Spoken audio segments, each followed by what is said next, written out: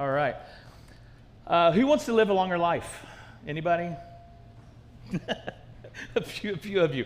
I don't know. I don't know, man. I'm good. I think I'm ready for Jesus to come back. Let's go. I get it. But what if I was to say, who wants to live with less stress? Less anxiety, less depression. What about what about lowering your blood pressure? Or that's good. Strengthening your immune system. So these are just all some benefits of friendship. And that's what we're going to talk about today. I know that's not real exciting. But friendship, man, I got all the friends I need. I don't need any more friends, right? I got too many now as it is. I mean, there's, well, it's not about quantity. This is about quality. What we want to do, and this is my objective, is we're going to move the needle on the quality of friends. So maybe, and we're going to talk about 3 levels of friends, level 1, level 2, and level 3. So maybe you have a level 1 friend. We want to move the needle to a level 2 friend. We're going to move that friend to a level 2 friend. So we're going to talk about that.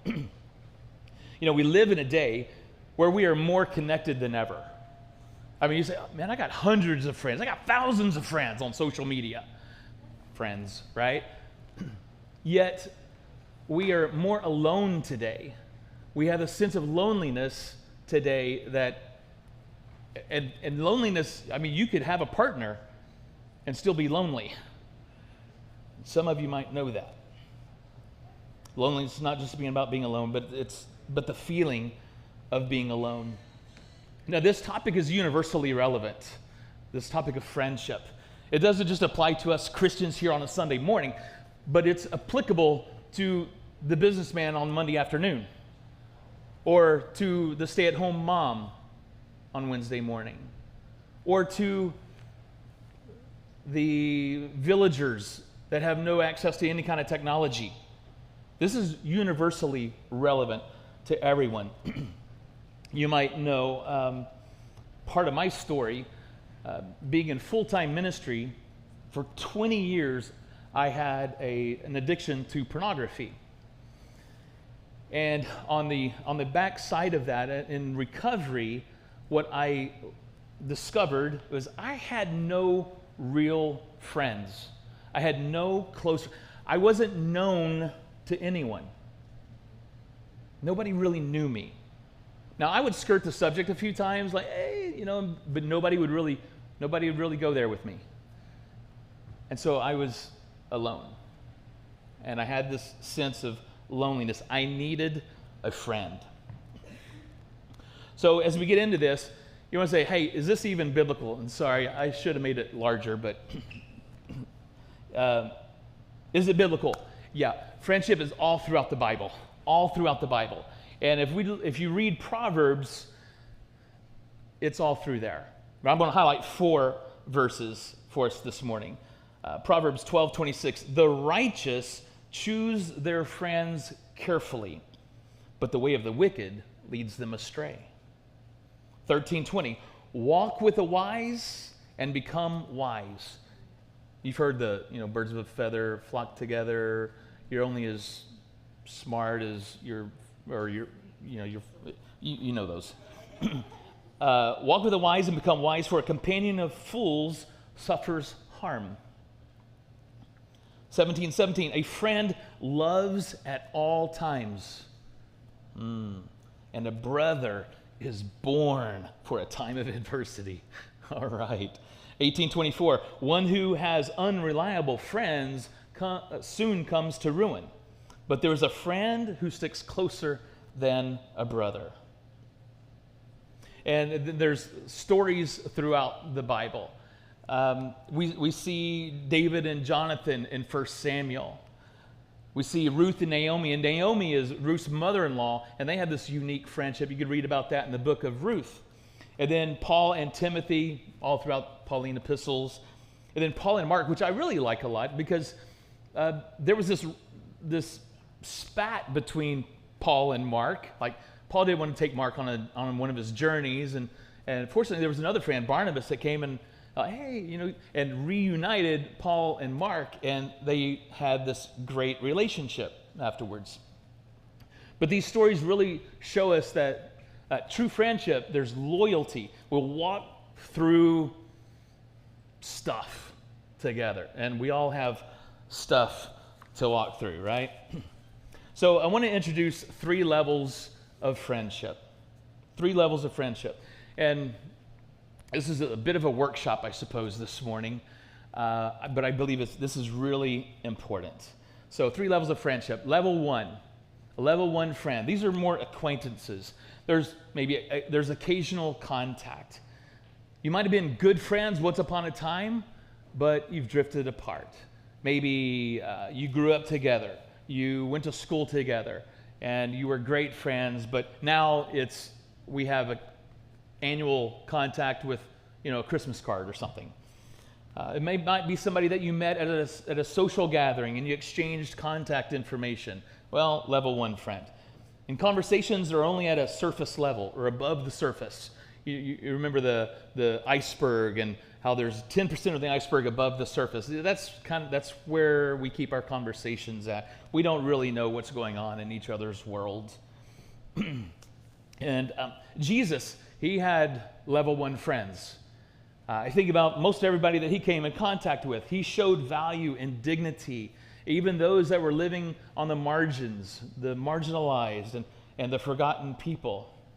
But some of the benefits of a level 1 friendship is networking. Networking, that's good. In fact, last night I went to one of my sons. My son had a gig. He plays in a band called the Red Eye Gamblers. Might not be your style of music, but it's he was played at the Green Mesquite, and during the break I went up and talked to him, and then the owner of the venue came over and talked and started connecting him with other people and invited him back, and so it's like, okay, here's a new level 1 friend, and it's networking. I mean, it's making things happen. Another benefit is just fun or nostalgia. Oh, man, remember those days? Yeah. And then prayer. So a level 1 friend may pray for you, and then that's probably it. That's like, well, let me pray for you. And then we prayed, and then don't even give it a second thought. So thank you for the prayer, but it's a level 1 friend. A level 1 friend. All right, so then we go to a level 2 friend. Now, level 2 friend, level 2 is, I call this a broad spectrum. So we have a lower level 2, and a higher level 2. So a lower level is more casual friends. This may be people that you currently are working with. You have those water cooler conversations. And you might know what they have planned for the weekend or what they're doing tonight. So you're maybe at the surface, maybe a little below the surface. You might be in a small group together. Maybe you're playing pickleball together, or that's the thing, right? Or a bowling team, or maybe they're a workout partner, something like that. This would be someone that you have occasional contact with. Maybe you're going to have a meal together periodically, or coffee. There's shared activities, but limited vulnerability. And then we're going to go to a higher level 2 friend. This is someone that you plan to meet regularly. You visit with regularly. There's an increased level of trust and comfort with someone like this. And these friends will be among the first people that you call whenever something amazing happens in your world or something tragic happens in your world. This might be a friend that you're canceling a meeting for rather than canceling your friend for a meeting. This might be someone that you both have had a shared experience.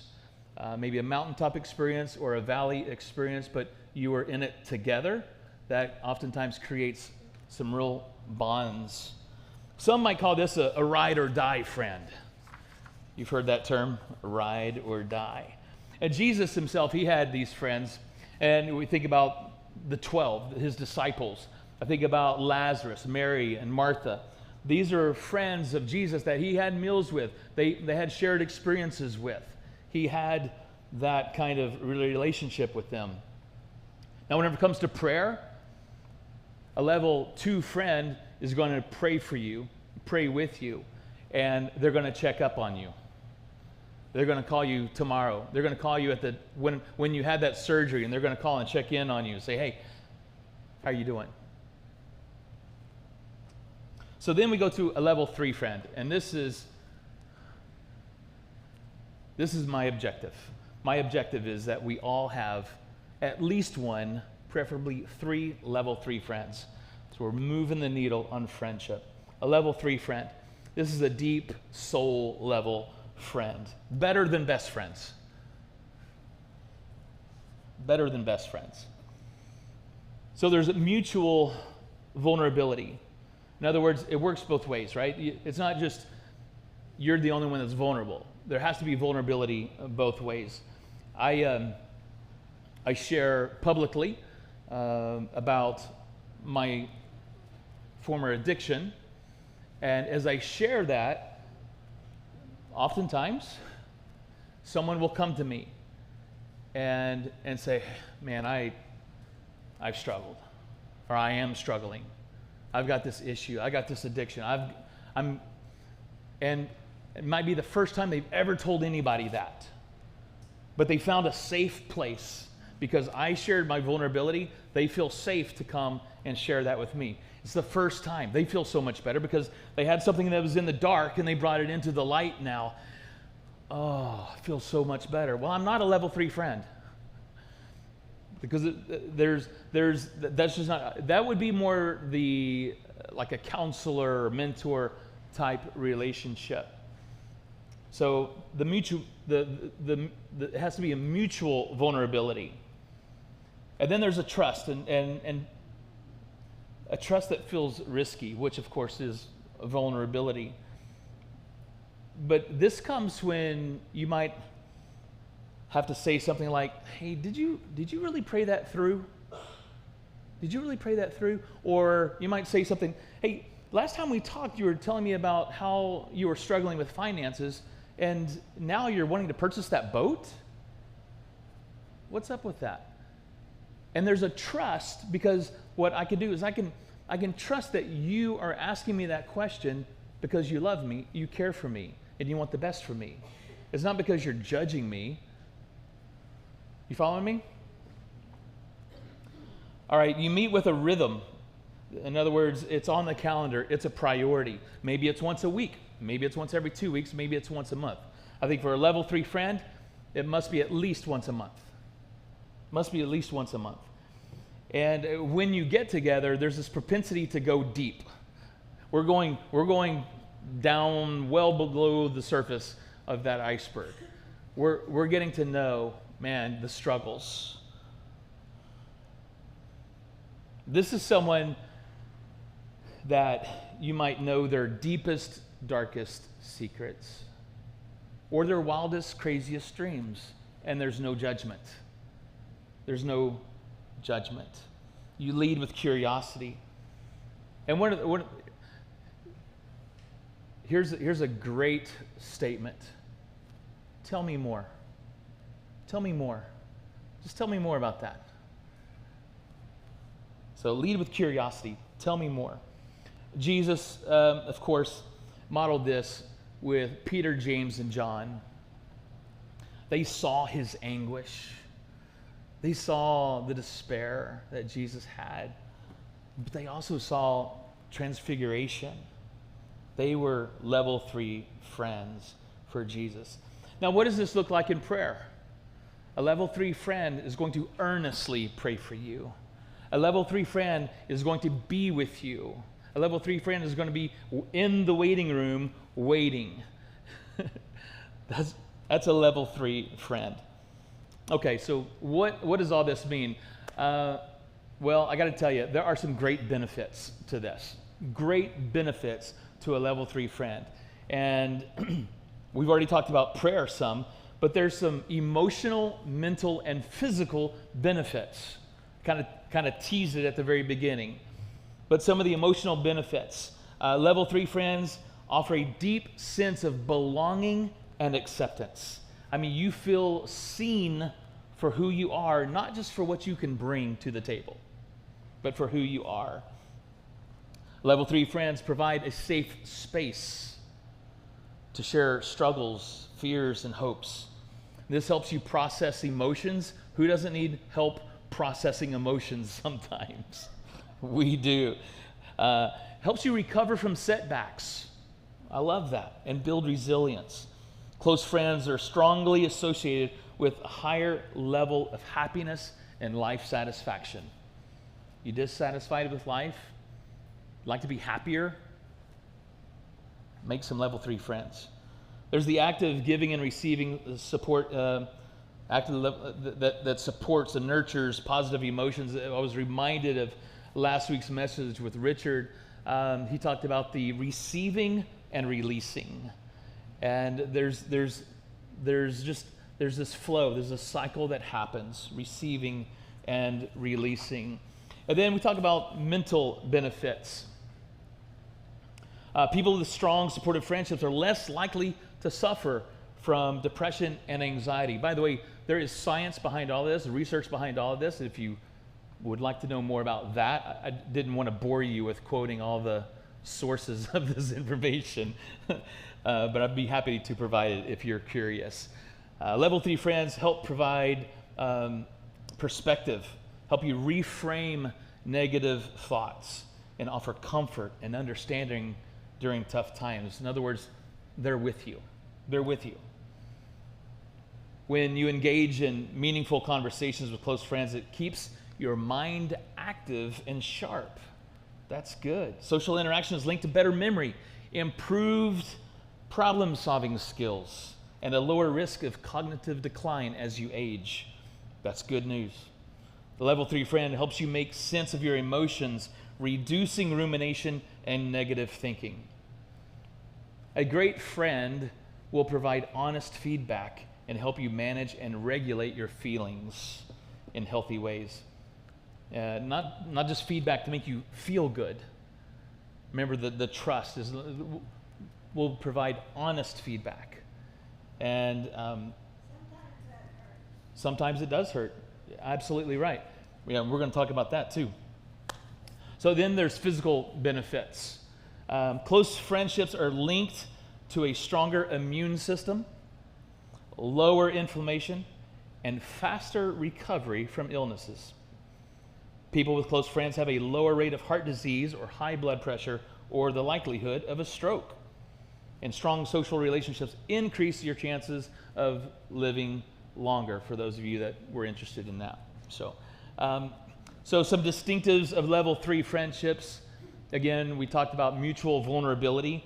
You're sharing your deepest struggles, your dreams, your failures. You're being known at a soul level. And again, it must be reciprocal. It's not one-sided. It's not like a mentorship or counseling. And then curiosity over judgment. We've talked about this some. I want to be really good at leading with curiosity and not judgment. Let's face it, we all have judgment. I mean, we probably judge everything. We don't have to say it. I love this quote that I heard. It says, "Everything you say must be true." Everybody would agree with that, right? But everything true doesn't need to be said. Yeah. Okay. Curiosity over judgment. Sometimes when I'm with one of my friends and I'm sharing a struggle that I'm having, I need to tell him, listen, I'm not needing you to fix it. I really just need you to hear me and help me process. Don't fix it. Everybody get that? You don't have to fix it. Just be present. Be there. Another distinctive is spouses and multiple deep friends. I was recently had a coffee with a member of our community here, talking about this friendship thing. And I said, do you have any level 3 friends? And he sat there for a second and thought about it, and he said, yeah, my wife. And I'm like, no, your spouse can't be a level 3 friend. And then I sat there and thought about it for a minute. I'm like, I think your spouse better be a level 3 friend.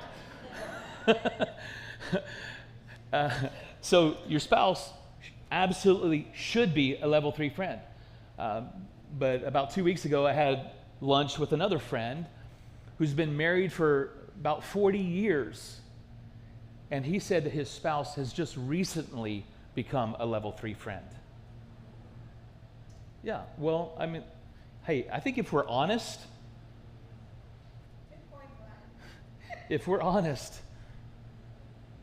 well, let's be honest. How about that? I'll just leave it at that. Let's be honest.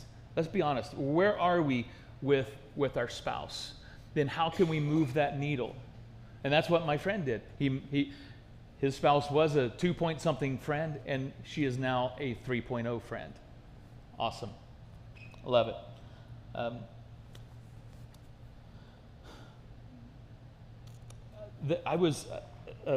So your spouse should be a level 3 friend, but I think you need other people that are also level 3 friends, not just your spouse. That's why I say at least one, preferably 3. Because I think there's sometimes there's something, and you might disagree with me, and that's okay, that we need someone else that, I mean, if you're struggling with your spouse, you need someone that you can trust to go to about that. So, you need more than one level 3 friend. As I think about this level 1, level 2, level 3 friends, I had this illustration come to mind, a metaphor, I think it's called, always analogy, metaphor, I don't know, a picture. Got a picture. So imagine you are in a pit, 16 feet down in a pit, up to your knees in mud, and you're tired. Yeah, I've been trying to get out of here. I just can't. This is just too much. A level 1 friend comes walking along. Steve, hey man, you can do it. Come on, you can get out of there. Doesn't break stride, just keeps walking.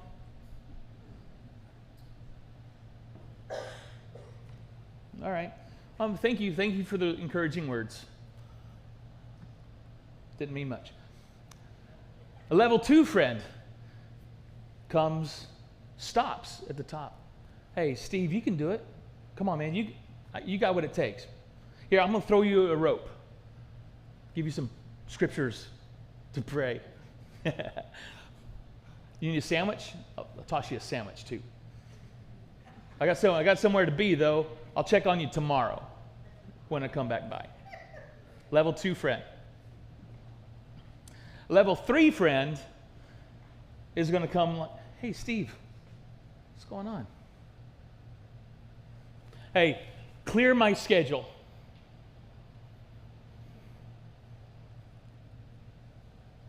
I'm coming down there, Steve. I'm coming down. I'm going to get muddy. I'm going to lock arms with you. This might take a while, but we're going to come out of this. I am with you.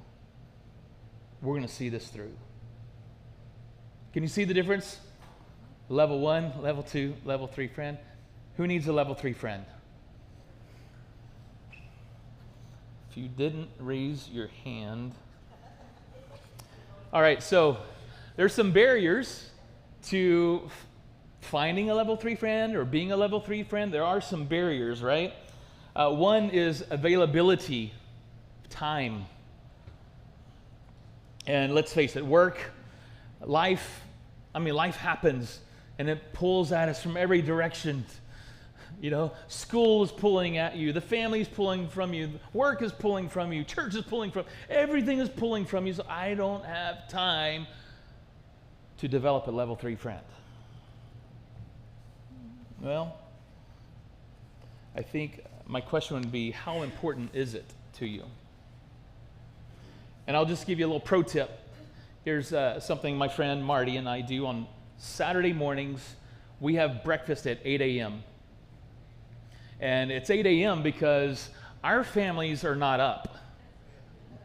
They don't, we have breakfast, we spend our time together, and we're back home, and they're just barely stirring, you know. And so, really, we're taking no time away from the family. Oh, but David, man, that Saturday is my only morning to sleep in. I get it. How important is it to you? How important is this to you?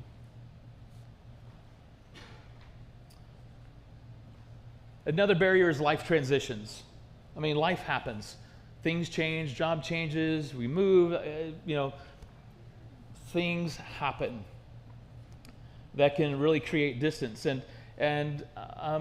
So there might be some times where maybe someone was a level 3 friend and now, because of the distance, they're down to a 2.9. Now, you likely have friends, and I've heard this several times where, Neil and I, it's like we haven't seen each other in 6 months, but whenever we get together, it's like no time has passed. We just pick right up where we left off. No, you didn't. 6 months passed. There's 6 months of life that you were not part of. Anyhow, that's not a level 3 friend. Then there's fear of vulnerability. This is a big one, right? Fear of vulnerability. To be open, to really share with you what I don't want to share with anybody. I got a fear there. I don't want to do it. And this applies to everybody. This is no different. Men are not any more afraid of this than women are, I don't think. You're welcome to disagree with me. Fear of rejection and betrayal. Yeah, this is hard. History certainly can play a role in developing trust. I dare say it does play a role. There is a risk, and we've all been hurt by friends, and who wants to sign up for, hey, I want to be hurt by another friend, so therefore I'll just keep friends at a distance. It's not healthy. It's not healthy. Even with our spouse, it takes an instant to destroy trust. An instant. And yet it's going to take time, intentional time, to build that trust back. But you can do it. You can do it. And Lynn and I, we're examples of that. We are examples of that. And then miscommunication is another barrier. Often leads to misunderstandings, hurt feelings, unresolved conflict. Listen, you got to walk through it. Walk through it. Face it. Have honest conversations about it. Talk about how it made you feel. Let me just say this. Don't attack people.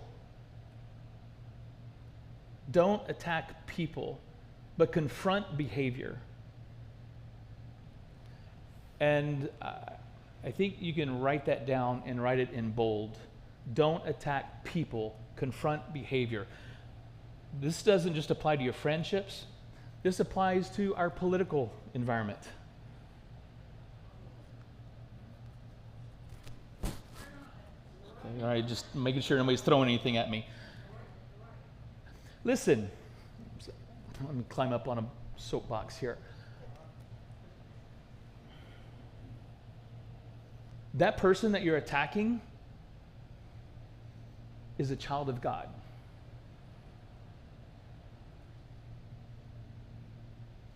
Jesus died for them. Okay. I don't know where I'm at. Miscommunication, yeah, confront behavior. Man, can we learn that?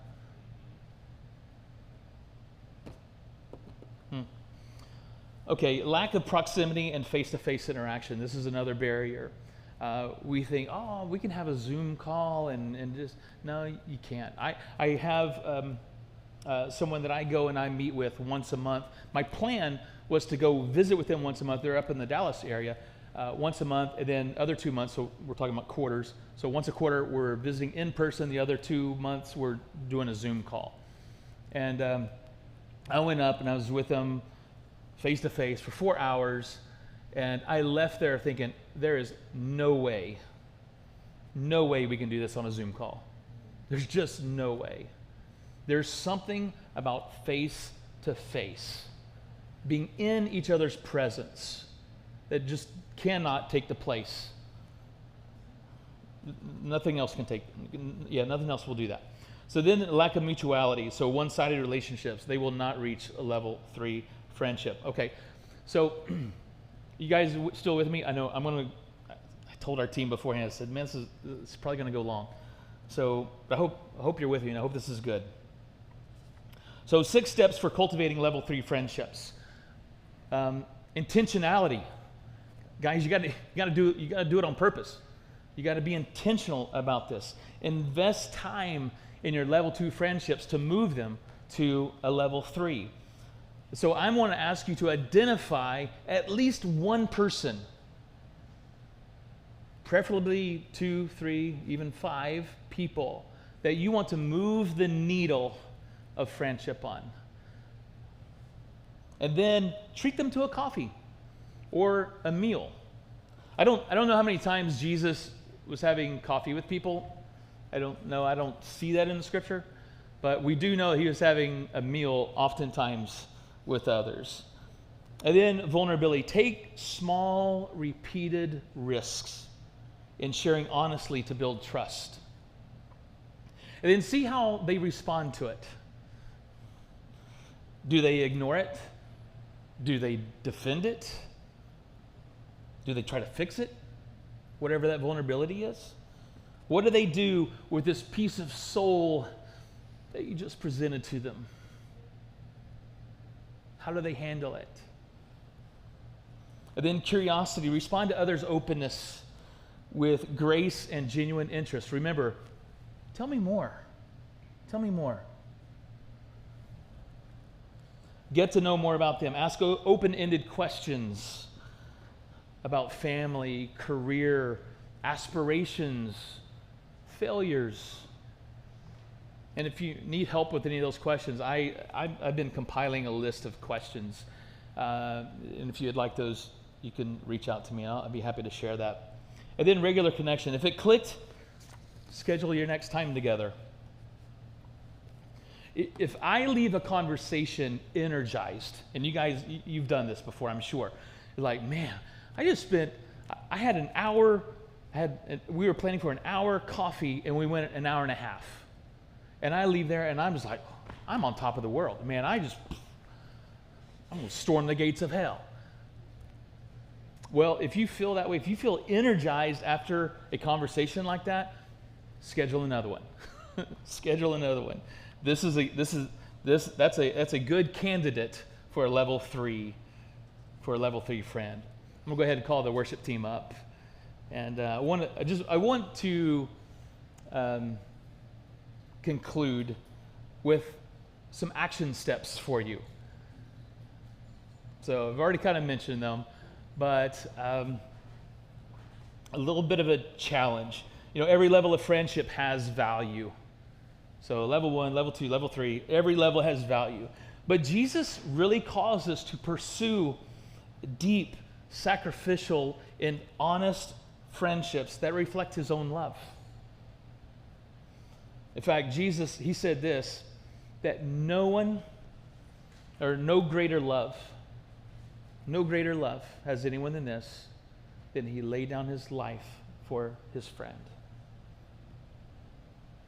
So, did you identify, as we talked today, did you identify at least one person that, man, you know what, I think I need to move the needle on that relationship. And then schedule a visit with them. Just go ahead and schedule a visit.